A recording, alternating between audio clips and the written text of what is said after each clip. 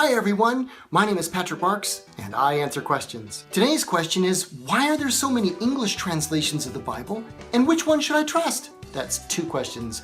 Hello? Sometimes I really have to wonder about you people.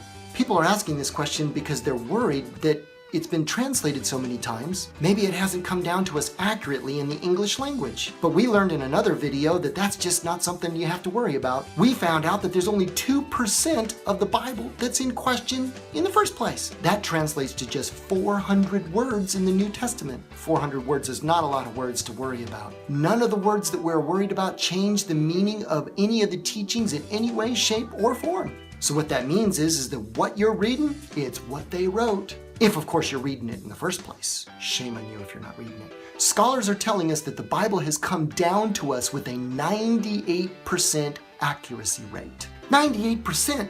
That's incredible! You can't get a 98% accuracy rate on almost anything. Maybe that's because God inspired it. But the question remains, why are there so many English translations of the Bible for us to choose from? Well, it's probably because there's a whole lot of people that speak English. And we all speak it kind of different, you know what I'm saying? There are actually two different kinds of translations. The first is called a formal equivalent translation. When I say formal, I'm not talking about thou shalt not doeth, batteth, thingeth, is, or something like that. No, a formal equivalent is where you look for one word in the original language and you try to match it to a word in the language you're translating to. That seems kind of obvious when you talk about the word translation. You know, but it's actually really difficult to do. For example, when you think about the Hebrew language, in Hebrew, the word afar, it means dust in English, but it doesn't sound anything like dust. Unless, of course, you're picturing a guy who blows off a fart so huge, there's this explosion of dust out of his rear end. Now, I'm willing to bet you will never, ever forget that the word afar means dust. The King James Version attempts to do a word-for-word formal translation of the Bible. But the problem with that is, it was translated in 1611. That's a long time ago. English has changed a little bit from then till now. I mean, back then, Shakespeare was saying, to be or not to be? That is a stupid question. No, I mean, to be or not to be? That is the question. Now my Shakespeare teacher is happy. The truth is, word-for-word translations are not easy to do, and they don't always work very well. This is because most languages use figures of speech. For example, imagine if you're a translator and you hear this. This headache is killing me. If you're a bad translator and you don't take into account figures of speech, you might say, yabba dabba doo doo.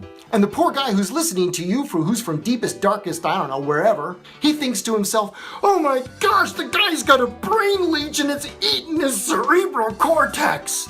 Somebody call 911.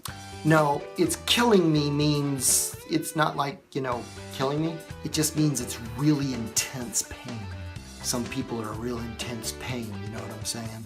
So figures of speech, when you try to take those into account, you're using what's called a functional equivalent translation. Now there are some good functional equivalent translations. One of them is the New Living Translation of the Bible. Another one is called the Message Bible. And another one is called the Good News Translation. These are pretty good. Now, a mixture of both a formal equivalent and a functional equivalent would be the New International Version. The 1970s version of the New International Version is pretty good if you ask me. So today, when people ask me which version of the Bible would I recommend, I usually say the New Living Translation because it helps people understand the meaning. If you want to study and go into depth, try the New King James Version. So remember, subscribe. Subscribe to my channel, please, please subscribe. Subscribe. And don't forget to click like. You see, when you click like, you're telling me that you really like me. And that makes me happy. So don't forget, be good, don't do anything evil, and we'll see you next time.